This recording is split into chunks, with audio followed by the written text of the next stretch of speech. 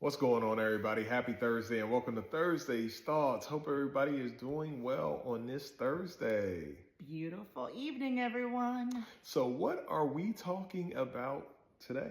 Okay, so my question is, at what point in a relationship does silence become louder than words? That's a very, very good question. How about so? What do you think? You want me to go first? Yeah. Okay. All right, I think the silence becomes louder than words when you get very comfortable stonewalling your partner. A lot of people like to practice the silent treatment and they'll rationalize it and say, well, my mama taught me that if you don't have anything nice to say, don't say anything at all.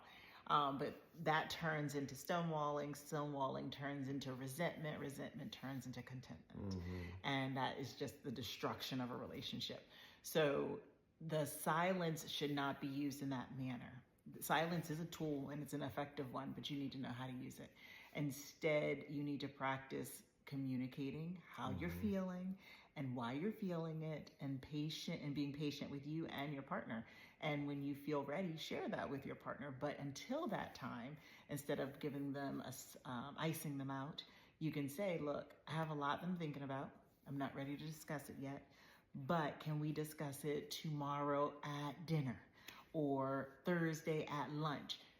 You have to be responsible enough and respectful enough to tell your partner when they can expect for you to be prepared to have that conversation. You don't have to rush and do it, but at least tell them when so you don't leave them hanging. But silent treatment, stonewalling, icing people out, that is not the answer. Yeah. And no, definitely communication is key. And I also think that silence becomes louder than words whenever it's utilized as a means for control. And I think in relationships, oftentimes that is what is done, where a person goes silent. They don't want to talk about it because they don't want to confront what it is that they're dealing with head on. Also, whenever they are silent with that, it allows them the opportunity to have the other person feeling like they are in the wrong for that situation, or to ask those questions of what did I do wrong? How did I get here? Why am I feeling this type of way? But definitely control is a bad thing. I also think that whenever that silence is like that as well, it also shows that you're quitting on your partner per se. Now, don't get me wrong. You made the mention regarding that communication, why that communication is key, to be able to tell your partner, hey, look, let me just give me a little bit of time to just be able to process this, and then we can have a conversation. And that is completely fine.